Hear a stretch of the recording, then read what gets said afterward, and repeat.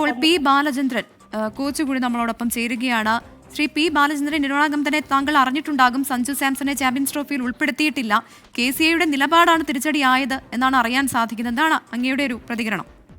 അല്ല, കാരണം കൃത്യമായിട്ട് എനിക്ക് അറിയില്ല. എന്താണെങ്കിലും വളരെ നിരാശാജനകമാണ് എന്നുള്ളത് പറയാതിരിക്കാൻ വയ്യ. കാരണം അദ്ദേഹത്തിന്റെ വൺ ഡേയിലുള്ള പെർഫോമൻസും കിട്ടിയ അവസരങ്ങൾ അദ്ദേഹം ഉപയോഗിച്ച രീതിയൊക്കെ കണ്ടു കഴിഞ്ഞാൽ തീർച്ചയായിട്ടും പരിഗണിക്കപ്പെടേണ്ടതാണ്. പക്ഷേ ഒരു സമയത്തും ഒരു സെലക്ടർമാരുടെ സംരക്ഷണം കിട്ടാതെ പോയിട്ടുള്ള ഒരു ക്രിക്കറ്ററാണ്.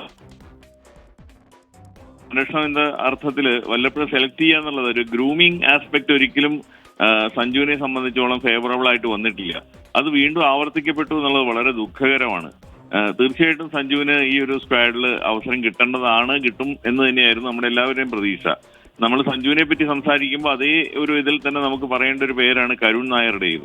അപ്പൊ അങ്ങനെ നിതീഷ് റെഡ്ഡി, അങ്ങനെ വളരെ എക്സ്ക്ലൂഷൻസ് ഇതിൽ വന്നു.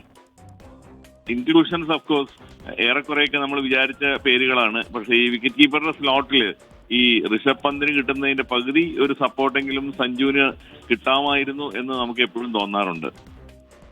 ശ്രീ പി ബാലചന്ദ്രന്റെ ഈ വിജയ് ഹസാരെ ട്രോഫി കളിക്കാനാകാത്തത് ഒരു സാങ്കേതിക കാരണമായി പറയുന്നുണ്ട്.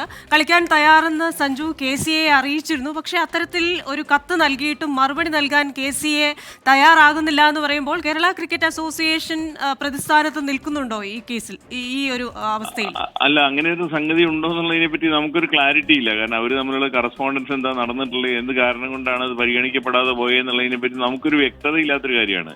പക്ഷെ ആ ഒരു കാരണം കൊണ്ട് ഒരു ഇന്റർനാഷണൽ ക്രിക്കറ്റിൽ ഇത്രയും കഴിവ് തെളിയിച്ച ഒരാളെ ഒരു ടൂർണമെന്റിൽ നിന്ന് മാറ്റി നിർത്തുക എന്ന് പറഞ്ഞാൽ അത് ഒരിക്കലും ഒരു ശരിയായ നടപടിയായിട്ട് ആ കാരണം കൊണ്ടാണെങ്കിൽ, ഈ സാങ്കേതികത്വം പറഞ്ഞ് മാത്രം മാറ്റി നിർത്തിയതാണെങ്കിൽ വളരെ ദുഃഖകരമാണെന്നേ പറയാൻ പറ്റുള്ളൂ. ശരി, വളരെ നന്ദി. ശ്രീ പി ബാലചന്ദ്രൻ പരിശീലകനാണ് പ്രതികരിച്ചതിന്.